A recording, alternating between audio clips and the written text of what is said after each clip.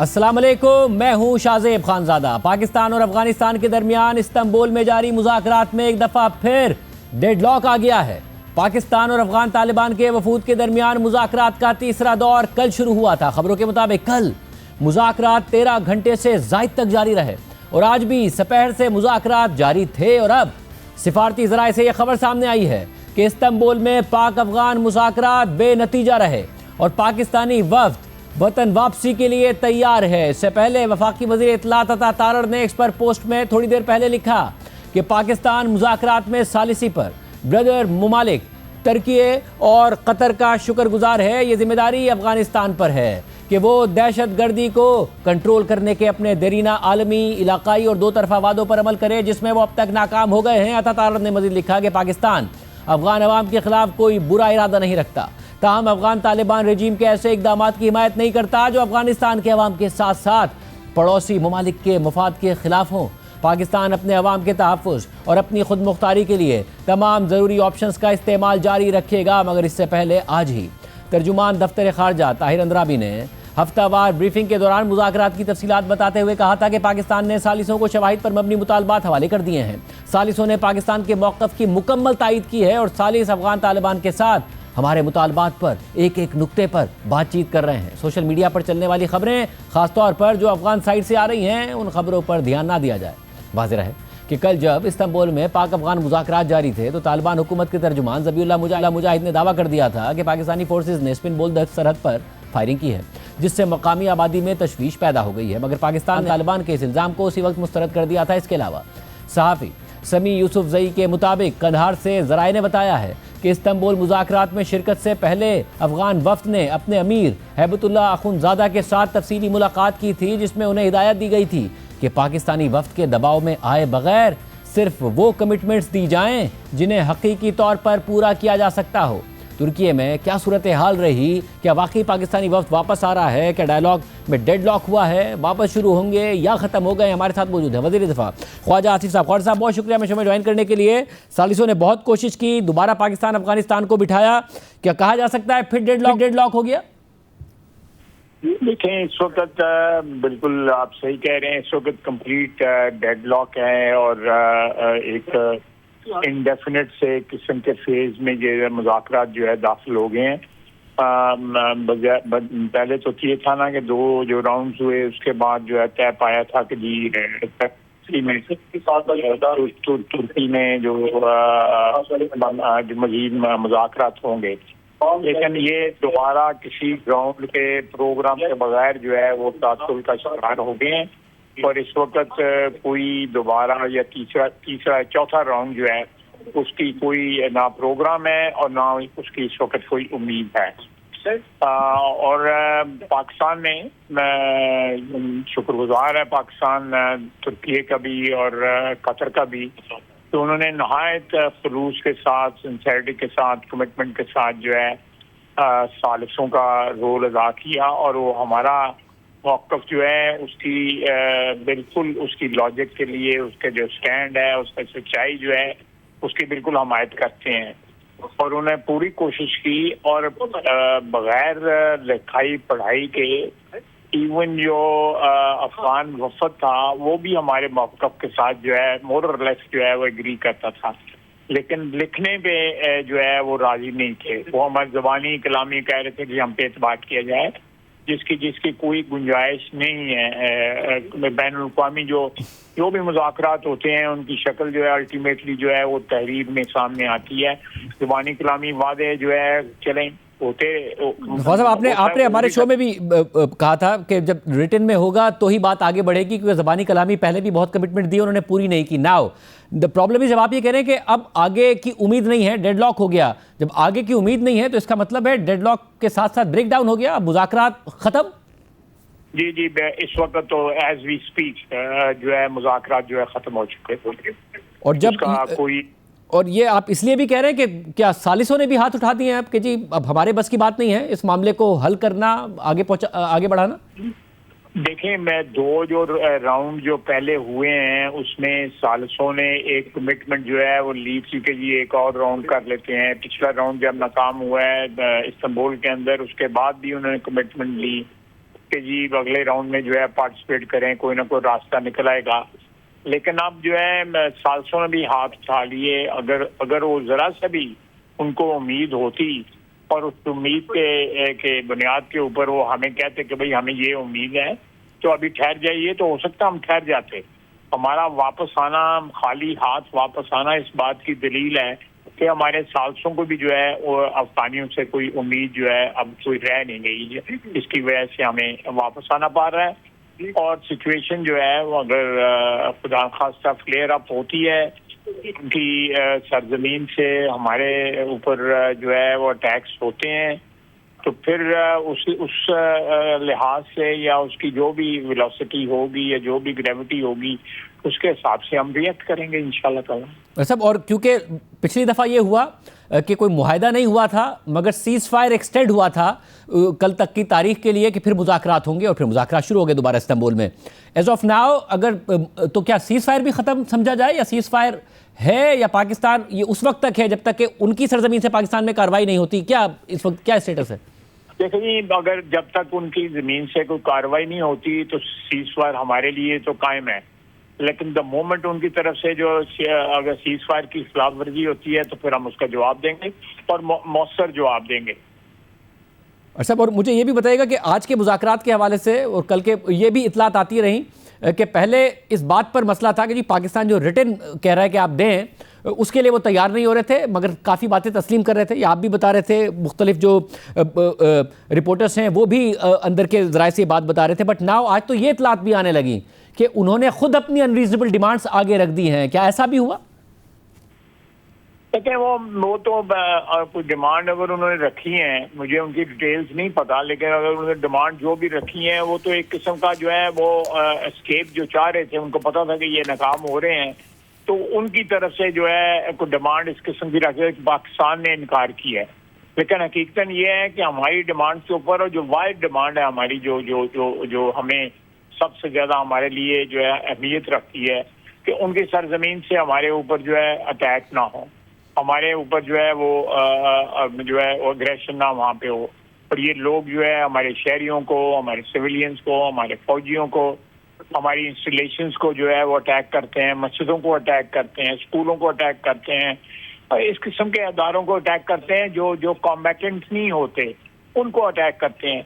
तो फिर इस तरह तो इसी तरह ही सही मगर जब पिछले मुज़ाकरात ख़त्म हुए तो एक मैकेनिज्म की बात हुई थी कि जो सालिस देखेंगे कि दोनों ममालिक सीज़ फायर की पासदारी करें, अगर खिलाफ वर्जी हो तो उसको देखा भी जाएगा, जुर्माने तक का मामला होगा कि देखा जाएगा किसने खिलाफ वर्जी की। तो अब वो भी मैकेनिज्म कुछ ऐसा एग्जिस्ट नहीं करता है। अब पाकिस्तान अफगानिस्तान अब एक दूसरे के आमने सामने ही है कि खिलाफ वर्जी हुई तो फिर आमने सामने होंगे मिलिटरीली।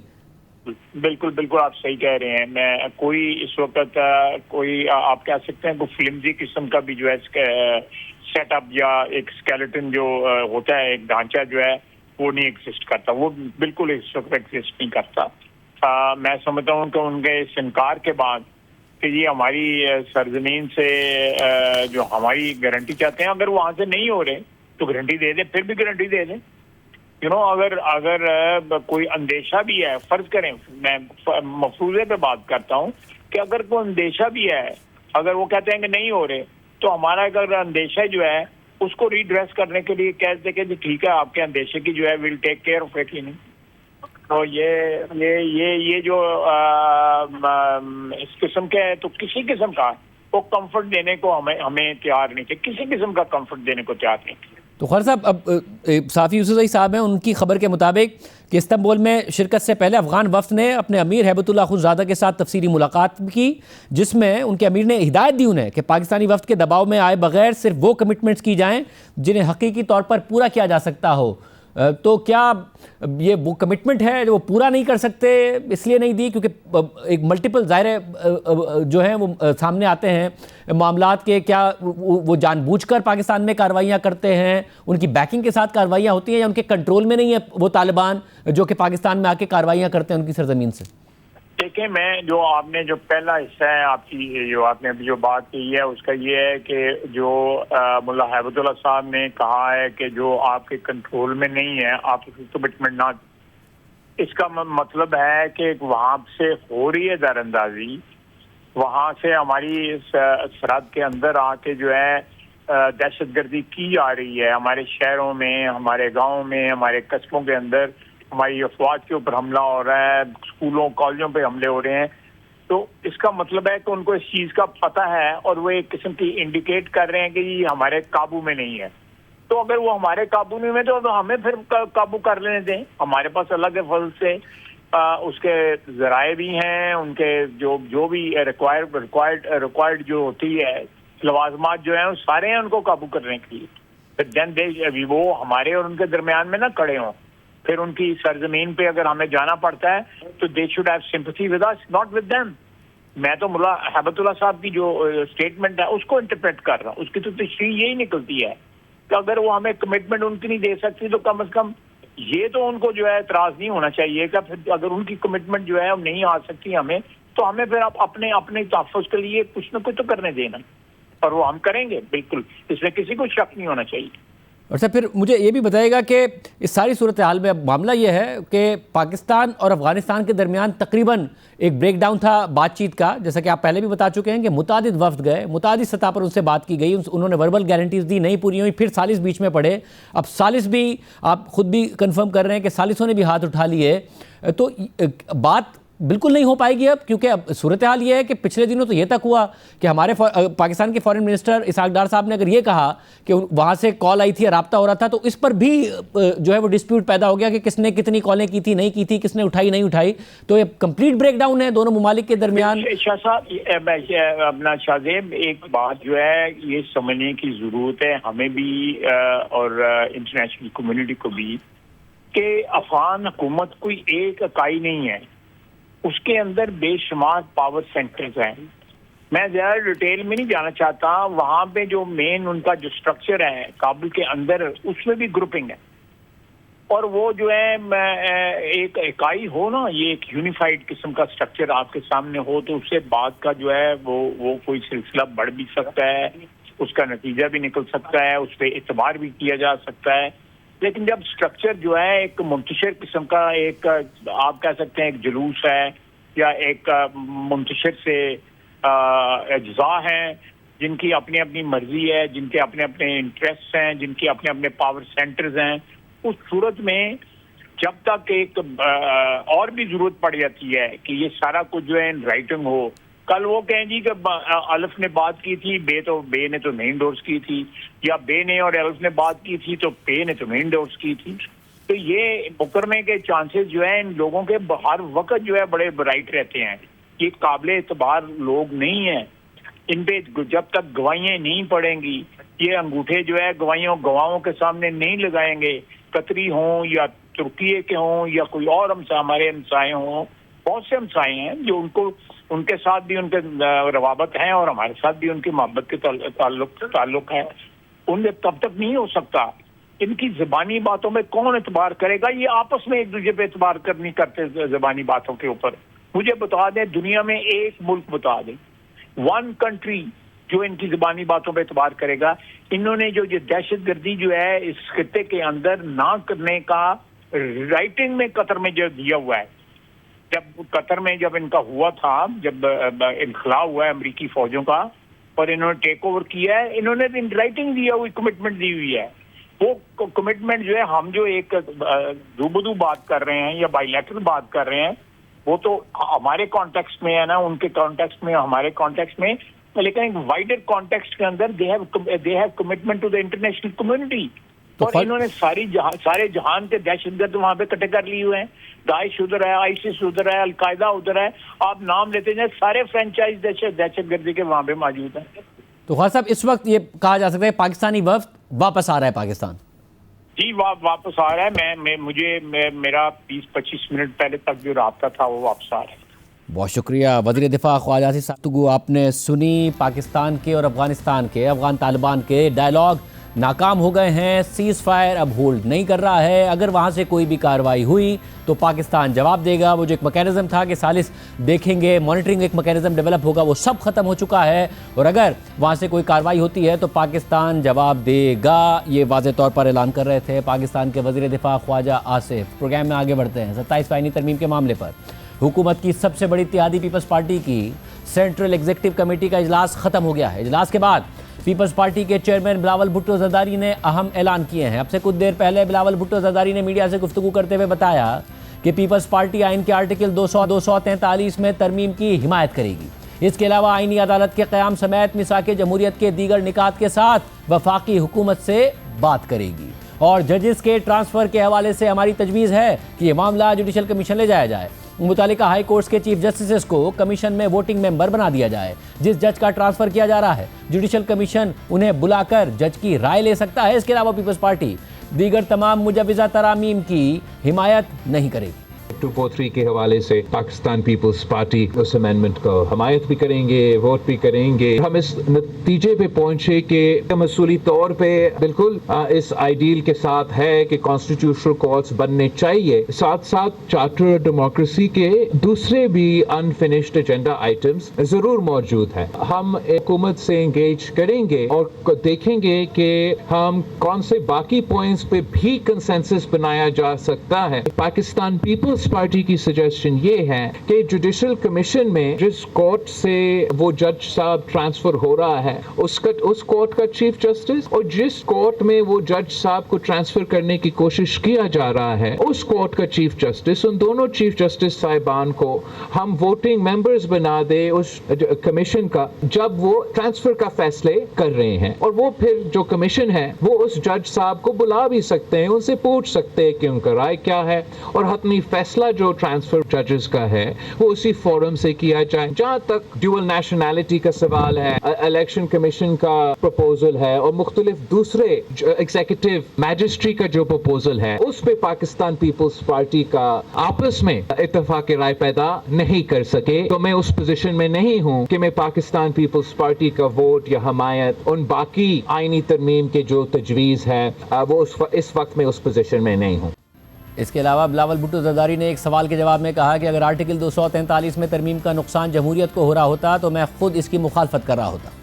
अगर 243 का नुकसान सिविलियन सुप्रीमेसी को हो रहा होता, जमहूरियत को हो रहा होता, तो मैं खुद मुखालफत कर रहा होता। मैं इसलिए इसका हमायत कर रहा हूँ कि ये इन चीज़ों को नुकसान नहीं पहुँचा रहे हैं। जो फैसले हुकूमत ने लिए जंग जीतने के बाद, जो रिस्पेक्ट पाकिस्तान को मिला है, अब वो आईनी और कानूनी कवर दिया जा रहा है और उसको पाकिस्तान पीपल्स पार्टी खुल के हमायत कर रही है।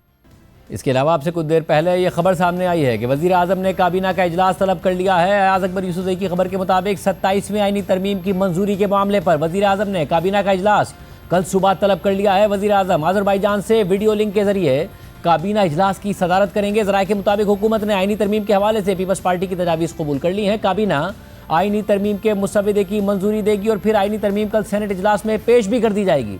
इस हवाले से बात करेंगे। हमारे साथ वज़ीर मुमलिकत बराए कानून बैरिस्टर अकील मलिक साहब मौजूद हैं जो 27वीं आईनी तरमीम के अमल में हुकूमत की तरफ से बराह रास्त शरीक हैं। किन शिकों पर काम हो रहा है, क्या क्या मामला आगे बढ़ेगा, इस सब पर बात करेंगे। बैरिस्टर अकील मलिक साहब बहुत शुक्रिया हमें ज्वाइन करने के लिए। ज़ाहिर है आप बाकायदा तौर पर जानते हैं कि क्या क्या हो रहा है, किस तरीके से लॉ मिनिस्ट्री इस हवाले से काम कर रही है। बिलावल भुट्टो जरदारी ने 3 के अलावा तमाम बातें कर दी हैं मुस्तरद। कल उनका इजलास हुआ, 243 पर उन्होंने कहा कि हम राजी हैं, बाकी के लिए कल बात करेंगे। बाकी और 2 चीज़ों के लिए वो माने, ट्रांसफर ऑफ जजेस, बट उसकी भी एक कंडीशन है, उस पर मैं आऊँगा। और दूसरा जो कॉन्स्टिट्यूशनल कोर्ट है, मगर उसमें भी वो इस बात पर माने कि आप चार्टर ऑफ डेमोक्रेसी की दीगर चीज़ों पर बात करें। तो जो बातें दूसरी थी कि एनएफसी में जो प्रोविंशियल शेयर है उसमें प्रोटेक्शन को रिमूव कर दिया जाए, इसके अलावा जो दीगर मामला थे वो सब मुस्तरद कर दिए पीपल्स पार्टी ने। हुकूमत कैसे आगे बढ़ेगी? बिस्मिल्लाहिर्रहमानिर्रहीम। शाजिब साहब बहुत बहुत शुक्रिया। देखें बिल्कुल इसके जो कॉन्टूर्स हैं वो आपके सामने हैं। बिलावल साहब ने अपनी ट्वीट के थ्रू भी और इवन अदरवाइज़ अभी जो रिसेंटली उनकी सीईसी की दूसरी मीटिंग के बाद जो उन्होंने प्रेसर किया है, जो प्रेस कॉन्फ्रेंस हुई है, वो आपके सामने है। जो एरियाज़ जिन पे काम हो रहा था वो आपके सामने है कि आर्टिकल 243 ऑफ कोर्स, उसके साथ साथ कॉन्स्टिट्यूशनल कोर्ट, उसके साथ जो एजुकेशन और पॉपुलेशन के ऊपर, और उसके साथ साथ ट्रांसफ़र ऑफ जजेस भी थे, और उसके साथ साथ एक और एरिया था जो डुअल नेशनैलिटी का एरिया था, जिसमें मुझे नहीं समझ आई कि बिलावल साहब ने क्यों किस बेसिस पे एतराज़ उठाया है। बिकॉज बसीयत पार्लियामान एज पार्लियामेंटेरियंस, जब हमारे पास ये राइट नहीं है कि हम किसी और मुल्क का पासपोर्ट रख सकें और इलेक्शन जो है मेंबर ऑफ द पार्लियामेंट रह सकें। तो जो सर्विस ऑफ पाकिस्तान में लोग हैं, डिफेंस फोर्सेस, जुडिशरी जो हुकूमत में हैं, ब्यूरोक्रेसी में हैं, बिल्कुल एक टाइमलाइन के साथ ये चीज़ वाज़ेह थी कि आपको डिक्लेयर करनी होगी अपनी नेशनलिटी, अगर डुअल नेशनलिटी है, और आपको रिनाउंस करनी होगी किसी दूसरे मुल्क की शहरियत। तो इस पे तो मेरे ख्याल से इत्तेफाक हो सकता था, ये कोई ऐसी बड़ी बात नहीं थी। इफ एनीथिंग ये तो बड़ी सब उन्होंने कहा कि पार्टी के अंदर भी इत्तेफाक राय नहीं हो सका। उन्होंने एक तो 3 बातें वो बताई जिसमें पार्टी के अंदर इत्तेफाक राय हुआ, बाकी बातें वो बताई जिसमें पार्टी में इस बात पर इत्तेफाक राय हुआ कि पार्टी उनको मुस्तरद करती है। डुअल नेशनलिटी पर उन्होंने कहा कि आपस में इत्तेफाक नहीं हो सका। आप ये कह रहे हैं कि ये सिर्फ और सिर्फ जो सरकारी मुलाजमीन हैं, चाहे वो फिर अदलिया से वाबस्ता हो, चाहे वो आर्म फोर्सेस से वाबस्ता हो या ब्यूरोक्रेसी से वाबस्ता हो, उनके लिए डुअल नेशनलिटी उसी तरीके से ख़त्म की जा रही थी जैसे कि पार्लियामेंटेरियंस के लिए है, और लोगों के लिए नहीं। ये प्रपोजल है जी, एब्सोल्युटली। और उसमें सर्टेन एक्सेप्शंस थी कि जो कॉन्ट्रैक्चुअल एम्प्लॉयज़ हैं या जो टेक्निकल नो हाउ रखते हैं, जो टेक्निकल जिनके पास नॉलेज है, जो आप कॉन्ट्रैक्ट पे जो मुलाजमीन तो नहीं कहूँगा मैं, it's not probably an appropriate word, but लेकिन जो कॉन्ट्रैक्चुअल एम्प्लॉयज़ हैं इस हवाले से जो हुकूमत में वेरियस मिनिस्ट्रीज़ में भी काम करते हैं, उनके लिए कुछ सर्टेन एक्सेप्शंस थी। But I think this is something that we could have agreed upon. लेकिन उस पर बिल्कुल उन्होंने कहा कि पार्टी के अंदर CEC के अंदर इत्तेफाक राय नहीं हो सका। बरकैफ आगे बढ़ते हुए मैं समझता हूँ कि जो ट्रांसफ़र ऑफ जजेस के हवाले से उनकी तजवीज़ है, वो हुकूमत बिल्कुल इसको ज़ेर गौर लाएगी। And I think it's something that's very fair कि जो जज है उससे भी आप पूछ लें, वही JCP का जो मैकेनिज़्म है उसके अंदर वो 2 मेंबर्स आ जाएं, जिस अदालत में जाना है उसका हाई कोर्ट का जो है चीफ जस्टिस हो, और जिस अदालत से जा रहा है उसका चीफ जस्टिस हो। So that's absolutely fine, that's something that we can work on. उस पे काम हो सकता है। फिर अगर यही करना है, हम इस पे काम करेंगे। मगर अगर यही करना है कि जज से भी पूछना है, और जो जिस हाई कोर्ट से वो जा रहा है उसके चीफ जस्टिस को भी बुला के मेंबर बना लें, जिसमें जा रहा है उसके चीफ जस्टिस को भी बुला के मेंबर बना लें, और अगर ज़रूरत हो तो जज को भी बुला के पूछ लें, तो फिर एग्जिस्टिंग मैकेनिज्म ही रहने दीजिए ना। उसमें भी यही है कि दोनों हाई कोर्ट्स के चीफ जस्टिस जहाँ से जा रहा है और जहाँ पर जा रहा है और जो जज है उसकी कंसेंट ली जाएगी, तो वही रहने दीजिए। लेकिन इसमें देखें कि एग्जीक्यूटिव का जो रोल है वो ख़त्म होना चाहिए। एग्जीक्यूटिव का रोल इसमें नहीं होना चाहिए, बिकॉज ऑब्वियसली एक अभाम था इसी हवाले से, जो पिटिशन हुई सीनियरिटी के हवाले से, ट्रांसफ़र ऑफ जजेस के हवाले से। हमने एक बड़ी साफ नीयत के साथ ये तमाम तर मामला सामने रखा और प्रपोजल लेके आए, ताकि कल को एग्जीक्यूटिव के ऊपर कोई बात ना आए या गवर्नमेंट के ऊपर कोई बात ना आए। ये वही मैकेनिज़्म हो जो इदारा इंडक्ट करता है, जो इदारा डिसमिस कर सकता है, वही अदारा ट्रांसफ़र भी कर सकता है, और वही फोरम होगा जो जुडिशल कमीशन ऑफ पाकिस्तान का फोरम है। और इसी हवाले से हमने प्रपोजल सामने रखा था। अच्छा, मगर उसमें मसला ये ना कि जो कंसेंट है कंसर्न जज की कि वो ट्रांसफ़र लेना चाहता है या नहीं लेना चाहता, जब आप एग्जीक्यूटिव का रोल ख़त्म कर रहे हैं, या फिर जो executive for the time being judicial commission में जो इस वक्त जो एग्जीक्यूटिव है, जो आप हैं, वो कोई रुकावट नहीं हो रही है, जो फैसले हैं वो मिल जाते हैं आपको, तो इसलिए असल में तो जो जज है उसकी कंसेंट ख़त्म हो रही है, और जो एग्जीक्यूटिव है उसकी मुदाखलत फ़िलहाल इतनी रहेगी आने वाले सालों में जो भी हो। और जजेस के लिए बड़ा मुश्किल हो जाएगा कि इस्लामाबाद हाई कोर्ट का जज अगर किसी एग्जीक्यूटिव को पसंद नहीं है, लाहौर हाई कोर्ट का नहीं पसंद, तो उसे दूसरी अदालत में ट्रांसफ़र कर दिया जाएगा, और अदालत की जो आज़ादी है वो मुतासिर होगी, जो पहले ही बहुत ज़्यादा हो रही है। नहीं, ऐसा नहीं है, ये बड़ा गलत एक तासुर है। मैं समझता हूँ कि इस तमाम तर मामले के हवाले से, क्योंकि वहाँ पे गवर्नमेंट की रिप्रेजेंटेशन तो सिर्फ चले 4 वोट्स होंगी, लेकिन आप बाकी दीगर चीज़ें देखें, वहाँ पे जजेस बैठे हैं, सुप्रीम कोर्ट के जजेस हैं, कॉन्स्टिट्यूशन कोर्ट के जज साहिबान होंगे, दीगर सीनियर मोस्ट जज साहिबान हैं, तो सिविल सोसाइटी भी वहाँ पे रिप्रेजेंटेड है। हुकूमत के तो चलें एक सेनेटर कर लें, एक MNA कर लें उस कमेटी में, और उसके अलावा एक लॉ मिनिस्टर अगर काउंट करते हैं, अटॉर्नी जनरल काउंट करते हैं, तो ये 4 वोट्स हैं। इसके अलावा तो हुकूमत के पास वोट्स नहीं है उस कमेटी में। मैं समझता हूँ कि ये अच्छी बात है, और इसको इसी हवाले से देखना चाहिए कि एग्जीक्यूटिव का रोल कम हो, और जो उनका कंसेंट है, वेदर दैट्स बाइंडिंग और नॉट, ये अब डिसाइड होना है, अब देखना है। तजवीज़ आई है, इसके ऊपर काम होगा, देखा जाएगा, और फिर इसकी हवाले से आगे बढ़ा जाएगा। वैसे मगर मैं अभी तो देखें ना, वो है ना कि बार काउंसिल का नुमाइंदा भी सपोर्ट कर रहा होता है गवर्नमेंट के डिसीजंस को। जजेस में उस तरीके से कंसेंसस नहीं है जितना हुकूमत में कंसेंसस और बार काउंसिल में कंसेंसस, और जो स्पीकर का नुमाइंदा उसमें कंसेंसस। इस वक्त तो कोई एक फैसला बताइए जो हुकूमत चाहती थी मगर जुडिशल कमीशन उसके अगेंस्ट गया है। देखें, ऑब्वियसली बार काउंसिल की वोट तो हमारे खाते में नहीं डाल सकती ना। बार काउंसिल तो नुमाइंदा है, उनका जो रिप्रेजेंटेटिव है वो वकला बरादरी की नुमाइंदगी है, वो उस बार काउंसिल की नुमाइंदगी है। अगर वो हमारे साथ एग्री कर जाता है उस वोट के ऊपर, तो वो that's their own independent mind जो उन्होंने एक्सरसाइज किया है और उनका अपना व्यू है।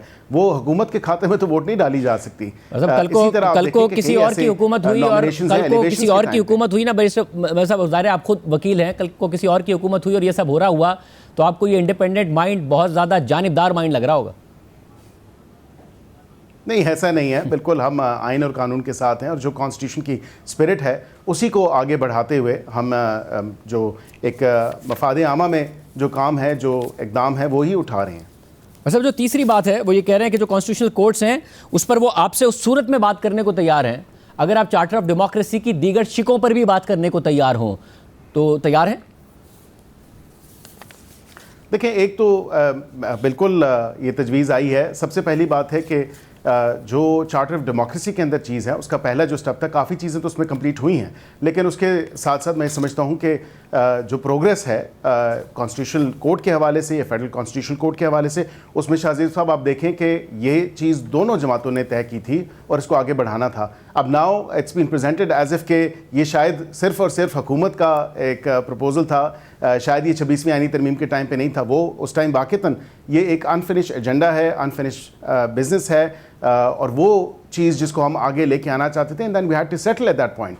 हमने कॉम्प्रोमाइज़ किया because of the number of votes और उसको कोर्ट को हमने बेंच की शक्ल दे दी और वो भी जो हमारे उस वक़्त जिनसे हमें वोट दरकार थे, जिन अपोजिशन की जमातों से, तो हमने बिल्कुल वाज़े तौर पे ये कॉम्प्रोमाइज़ किया उस वक़्त। और हम इसको अब अगर आइनी अदालत या फेडरल कॉन्स्टिट्यूशन कोर्ट की शक्ल ददे रहे हैं तो this is something that PPP and PMLN they agree upon. इस पे तो इत्तेफाक राय है। इससे आगे मेरे ख्याल से इससे मशरूत नहीं करना चाहिए कि बाकी चार्टर ऑफ डेमोक्रेसी की शिकों पे काम होगा या उस पर अगर काम करें तो फिर हम काम करेंगे। हाँ, ये ज़रूर हो सकता है, we are open to suggestions, तजावीज़ आई हैं, आप एरिया आइडेंटिफाई कर दें, कौन सी चीज़ है जो आप पहले करना चाहते हैं चार्टर ऑफ डेमोक्रेसी के हवाले से। For example national democracy commission एक है या नेशनल डेमोक्रेटिक कमीशन है, उसको अगर बनाना चाहते हैं उस पर भी बात हो सकती है। दीगर अगर कोई ऐसी चीज़ है उस पर भी बात हो सकती है। हमने तो कभी ऐसी चीज़ नहीं की। जो इलेक्शन इस्लाहात भी हुई थी, जिन इलेक्शन इस्लाहात की चार्टर ऑफ डेमोक्रेसी के अंदर बात होती है, वो हमने 2017 में, हमारी हुकूमत थी, पाकिस्तान मुस्लिम लीग नून की हुकूमत थी, वो हम बेहतरी लेके आए और वो अप्रिशिएट किया जाता है कि जो सिस्टम और जो चीज़ें हमने वहाँ पे इंस्टॉल की, चाहे वो टिकट्स के कोटा के हवाले से हो, ख़वातीन का जो बेर मिनिमम कोटा जो जिसमें 5% टिकट्स आपने देने हैं ख़वातीन को, या दीगर चीज़ें जो सामने आई इलेक्शन एक्ट और इलेक्शन रूल्स में, तो हमने उस टाइम वो इंस्टॉल की। मगर बैरिस्टर साहब, ये ज़रा आपकी इस बात से तो इत्तफाक ही किया जाएगा कि जो चार्टर ऑफ डेमोक्रेसी है उसमें एक अकेली आपकी जमात की नहीं थी जिम्मेदारी, पीपल्स पार्टी की भी थी, दोनों की जिम्मेदारी थी कि उसको आगे लेके बढ़ते। अब अगर आगे लेके बढ़ना है और आप कहते हैं उसमें बहुत सारी चीज़ों पर हुआ है, तो अगर बिलावल बात करना चाहते तो आप लोग तैयार होंगे? क्योंकि चार्टर ऑफ डेमोक्रेसी में तो ये भी था कि जो एंटी टेररिज्म और अकाउंटेबिलिटी कोड्स हैं इनको ख़त्म किया जाएगा, ऑर्डनरी कोर्ट्स में इनके मुकदमा चलाए जाएंगे, ट्रूथ एंड रिकन्सिलिएशन कमीशन बनाया जाएगा ताकि जांचा जा सके कि किस तरीके से कैद किया गया, सियासी परसिक्यूशन की गई। नैब को ख़त्म करके बाकायदा तौर पर इसका एहतसाब किया जाएगा कि इसने किस तरीके से जो है वो लोगों को विक्टिमाइज़ किया। इसके अलावा ये भी था कि कोई भी जमात ना तो मिलिट्री रेजिम को ज्वाइन करेगी, ना ही मिलिट्री स्पॉन्सर्ड गवर्नमेंट का हिस्सा बनेगी। अब तो आप खुद कहते हैं कि हाइब्रिड 2 है, पीपल्स पार्टी भी आपको इसमें सपोर्ट करती है। जितने भी मिलिट्री और जुडिशियल ऑफिसर्स हैं वो उसी तरीके से अपने एनुअल एसेट्स फाइल करेंगे जिस तरीके से पार्लियामेंटेरियंस करते हैं। लोकल बॉडीज़ इलेक्शंस को जनरल इलेक्शन के बाद 3 महीने के अंदर अंदर कराया जाएगा। इसके अलावा जो एक कमेटी बनाई जाएगी जो कि देखेगी कि आर्म फोर्सेज और सिक्योरिटीज़ एजेंसीज़ के जो बजट हैं उसको को देखेगी। इसके अलावा जो मिलिट्री लैंड अलॉटमेंट है, कंटोनमेंट की जुरिस्डिक्शन है, वो सारे के सारे डिफेंस मिनिस्ट्री के परव्यू में आएंगे। कुछ भी नहीं हुआ इनमें से। इस पर बात करेंगे क्या, या पीपल्स पार्टी इस पर बात करना चाह रही है क्या?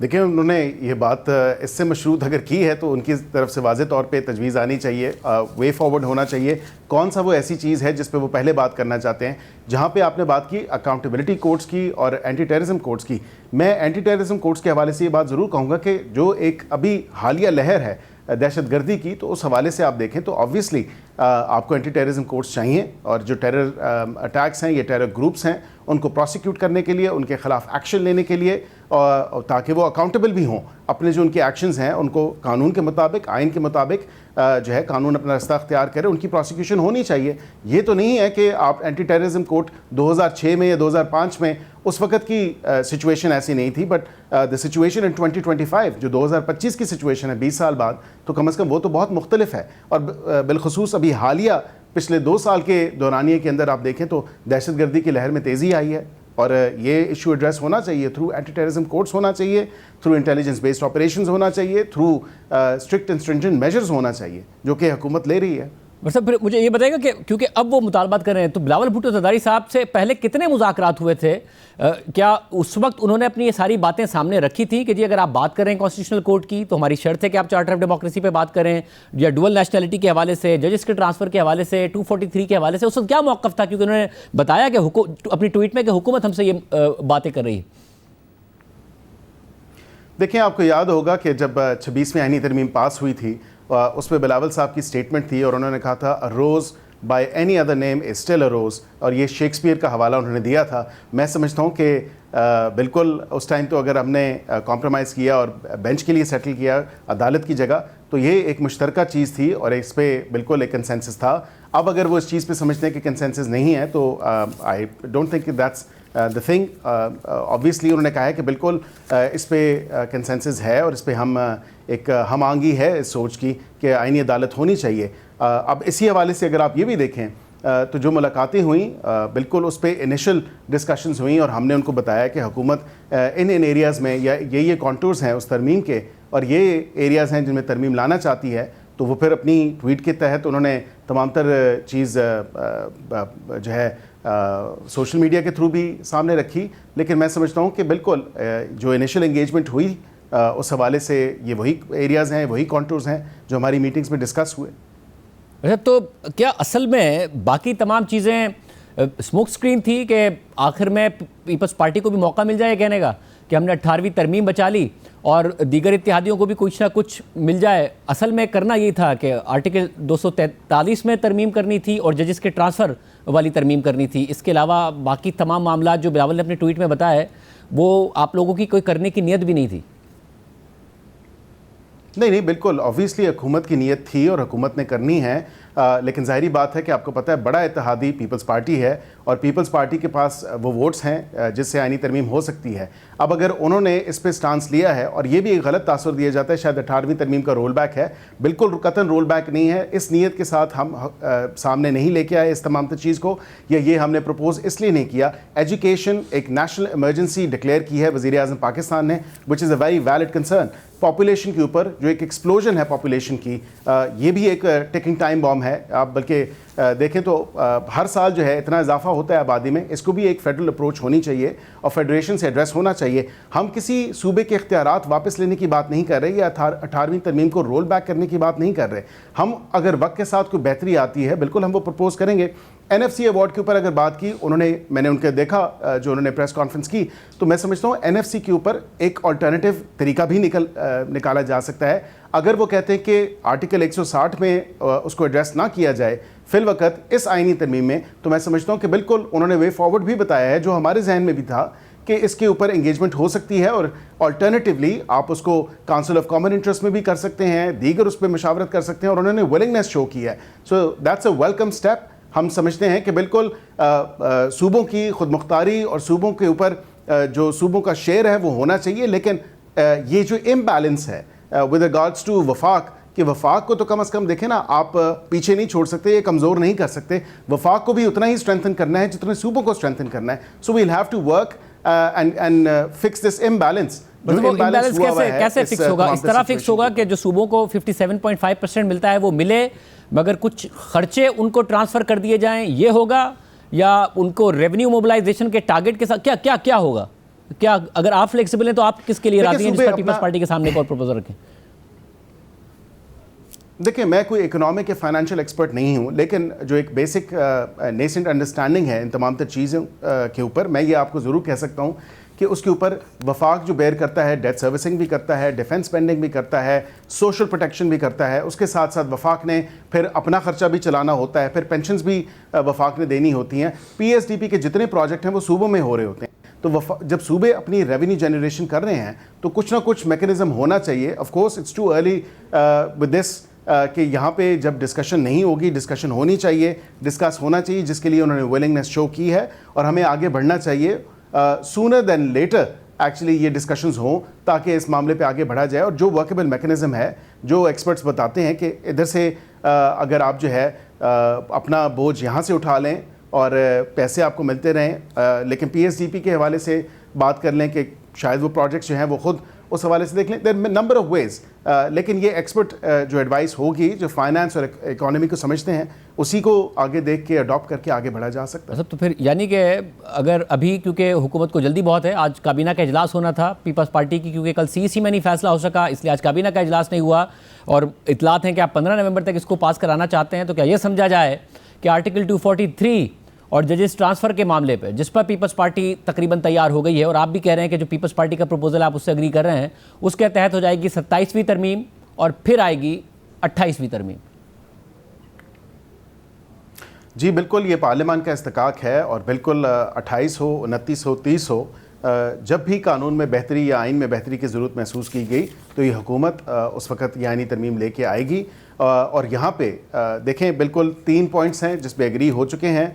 उसके अलावा अगर फर्दर कोई पॉइंट हुआ जिस पे हमारा एग्रीमेंट हो सका तो then will proceed, if not then ये आई थिंक कंसेंसस डेवलप हुआ है, broad based consensus on at least main जो इश्यूज थे उसके हवाले से, then will proceed. And of course फिर उसके बाद 28वीं भी आ सकती है, 29वीं भी आ सकती है, लेकिन इन इश्यूज़ को एड्रेस होना चाहिए जो पब्लिक इश्यूज़ हैं, एजुकेशन, पॉपुलेशन, NFC और इसके साथ दीगर जो चीज़ें हैं वो वक्त के साथ साथ एड्रेस होनी चाहिए। यानी कि जिन दो चीज़ों पर इत्तेफाक हो गया उस पर 27वीं तरमीम 15 नवंबर तक आपका करने का इरादा है? देखिए, मैं इस पर टाइमलाइन नहीं पुट करूंगा क्योंकि एक तो 3 चीज़ें हैं, कॉन्स्टिट्यूशनल कोर्ट, आर्टिकल 243 और उसके साथ साथ जो जजेस ट्रांसफ़र है, ये कम से कम 3 चीज़ें हैं जिसका अंदिया दिया है, जिसकी तरफ इशारा किया है कि इस पर कंसेंसस हो सकता है और हो गया है। अब इसी हवाले से जो प्राइम मिनिस्टर का नॉड है वो मिलेगा। अब ऑफ कोर्स काबीना होगी, जो लेजिस्लेटिव स्टेप्स हैं वो अडॉप्ट किए जाएंगे, फिर ये सेनेट में पेश होगा, फिर कमेटी में जाएगा, जो स्टैंडिंग कमेटी है वहाँ पे थ्रेड बाय डिस्कशन होगी और उसके बाद जो है ये नेशनल असेंबली में ट्रांसमिट होगा और फिर तमाम तर मामला होगा। अब इसमें कितने दिन लग सकते हैं और कितने दिन लगने चाहिए, ये तो उन कमेटी मेंबरान पे डिपेंड करता है कि वो कितना टाइम लेते हैं तो इस पर डिस्कशन करने के लिए। फिर मुझे ये भी बताइएगा कि इस अब क्योंकि कंसेंसस हो ही गया है आपका और पीपल्स पार्टी का और 2/3 अब आपके पास है ऑलमोस्ट, क्योंकि आपके दीगर इत्तेहादियों की तरफ से भी कोई, तो 243 में एग्जैक्टली क्या है जो आप बदलने जा रहे हैं?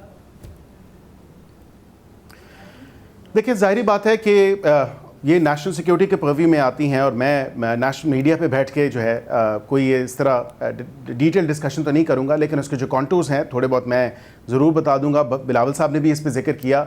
बिल्कुल जो ओहदा है वो ऑब्वियसली जॉइंटनेस के लिए, फॉर कोऑर्डिनेशन, फॉर कोहेजन, जो कि हमें नेशनल सिक्योरिटी के अंदर ज़रूरत है, उसके लिए बिल्कुल आगे बढ़ा जा रहा है। लेकिन इससे ज़्यादा मैं जो तफसीलात हैं या उसके जो सेलिएंट फीचर्स या पॉइंट्स हैं वो I abstain from actually discussing on media या TV, बिकॉज ये जब आएगा तो सामने आ जाएगा। और मैं आपसे भी यही गुजारिश करूँगा, as custodian of this draft, it is my duty कि मैं उस ड्राफ्ट को अभी पब्लिक ना करूं या उसके जो डिटेल कॉन्टूर्स हैं या उसके कवनेंट्स हैं उसको सामने ना लेके आया जाए फिल वक्त। आमतौर पर तो अगर आईनी तरमीम हो, जब 18वीं आईनी तरमीम हो रही थी 9 महीने लगे उसमें और कई माह तक उसके इजलास होते रहे, 385 घंटे इजलास हुए, 77 मीटिंग हुई, एवरेज मीटिंग 5 घंटे की होती थी, पब्लिक से भी ओपिनियन लिया गया, छुपा के तो कुछ नहीं किया। इतना बड़ा अगर तब्दीली हो रही है, मुल्क के दिफा के लिए लाजमी है तो आवाम को बताएं, आवाम को ओपिनियन लें, पार्लियामेंटेरियंस को ओपिनियन लें, इसमें छुपाना क्या है?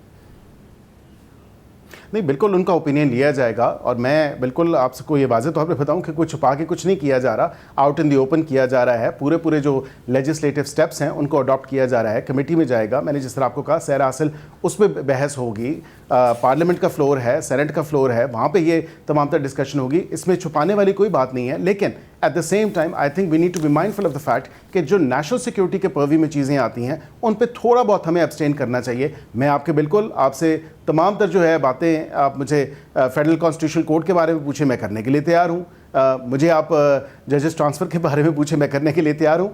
बट सर्टन ऐसी चीज़ें होती हैं जो कि आपको ऑब्वियसली जो रेकनिंग हुई है, जो इदराक हुआ है हालिया पाक भारत जंग के बाद, जो मार्का हक और बनियान मसूस की कामयाबियां हैं अल्हम्दुलिल्लाह, उसके बाद हमें अपनी जो फोर्सेस हैं उनको फर्दर स्ट्रेंथन करना है, उनकी कोऑर्डिनेशन, उनकी जो कोहेजन है वो उसको मज़ीद बेहतर और फ़ाल बनाना है। तो उस हवाले से चीज़ें हैं वो आ जाएंगी और वो आपके सामने होंगी, आउट इन दी ओपन होंगी और आवाम के सामने भी होंगी और उस पर पूरी डिलिबरेशन होगी। ऐसा नहीं है कि कोई उस पर बहस नहीं होगी। 18वीं तरमीम के बारे में जब आपने बात की कि उस पर इतना टाइम लगा या इतनी मीटिंग्स हुई, मैं समझता हूँ कि उस पर लंबा चौड़ा मेन्यू था। यहाँ पे तो अब तमाम तर चीज़ें आप कुल चीज़ें 3 आ चुकी हैं, तो इतनी कोई लंबी चौड़ी चीज़ नहीं है जिस पे इतना वक्त लगे या इतनी कोई लंबी जो है उस पर गुफ्तगू हो। साहब ये बताएगा कि जो आईनी अदालत के लिए आपकी के प्रपोज़ल है उसमें जजों की रिटायरमेंट की जो एज है वो आप 68 साल करना चाहते हैं। आपका प्रपोज़ल ये है, जो कि सुप्रीम कोर्ट के जजेस के लिए 65 साल होती है, क्या ये दुरुस्त है? जी मैं बिल्कुल ये आपको बता सकता हूँ कि ये दुरुस्त है 68 ईयर्स। और उसमें अगर कमेटी में उसको 70 साल करें कमेटी के मेंबरान तो वो कर सकते हैं, उसको अगर वो 65 करना चाहें वो उसको कर सकते हैं, लेकिन एक प्रपोज़ल जो है वो हमारी तरफ से है।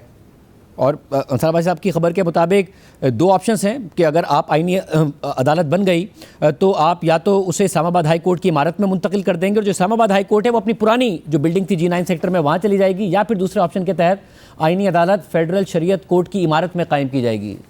दुरुस्त है? देखें आई कैन नाइदर कन्फर्म और डिनाई, लेकिन मैं इतना ज़रूर आपके साथ शेयर कर सकता हूँ कि मुख्तलिफ प्रपोजल्स देखे जा रहे हैं जो कॉस्ट इफ़ेक्टिव हों, जिसमें सरकार का इतना पैसा ना खर्च हो इस हवाले से, बिकॉज ऑब्वियसली कॉन्स्टिट्यूशनल कोर्ट है, so has to be on the constitutional avenue. और उसके अलावा जो इस्लामाबाद हाई कोर्ट है वो अपनी जगह पे है, इस्लामाबाद हाई कोर्ट कहीं नहीं जा रही।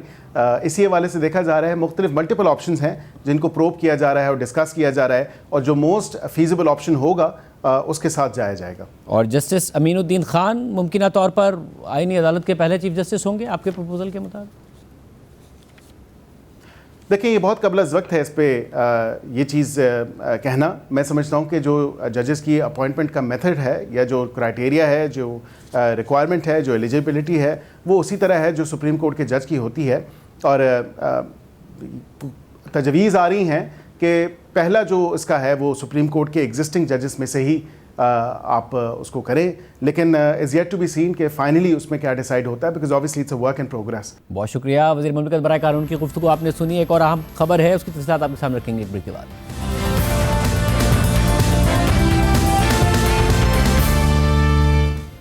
पंजाब में कलअदम तहरीक लब्बैक के 177 मदारिस और 330 मसाजिद को तंजीमुल मदारिस अहले सुन्नत के हवाले करने का मुआहदा तय पा गया है।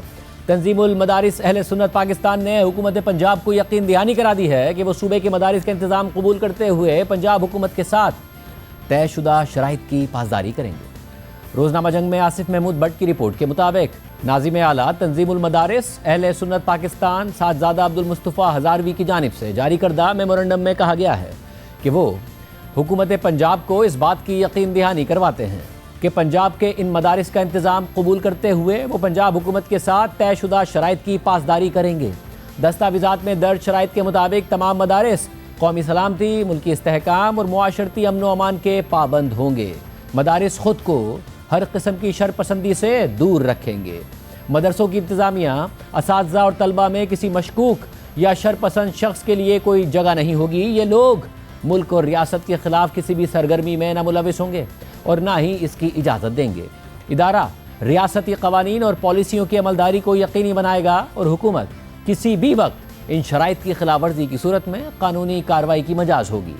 तंजीमुल मदारिस ने अपनी तहवील में लिए जाने वाले मदरसों के मोहतमिम, नाज़िम आला और सरबराहान को एक इकरारनामा या बयान हल्फी भी भिजवा दिया है, जिस पर वो अपना नाम, शनाख्ती कार्ड नंबर और दारुल उलूम या जामिया का नाम लिखकर अपने दस्तखतों के साथ तंजीमुल मदारिस अहले सुन्नत पाकिस्तान के मरकज़ी दफ्तर को भिजवाएंगे कि उनके इदारे में मुल्की और कौमी सलामती, मुल्की इस्तेहकाम और मुआशरती अमन के मनाफी कोई सरगर्मी नहीं होगी।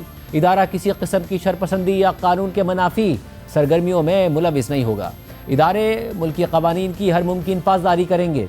मदरसे अपने दायरा कार में हुब्बुल वतनी को फ़रोग़ देंगे और अपने तलबा व तालिबात को कानून की पासदारी का दर्ज देंगे। इन कवायद व ज़वाबित की खिलाफ वर्जी की सूरत में मजाज इदारे को कानूनी और इंज़बाती कार्रवाई करने का हक हासिल होगा।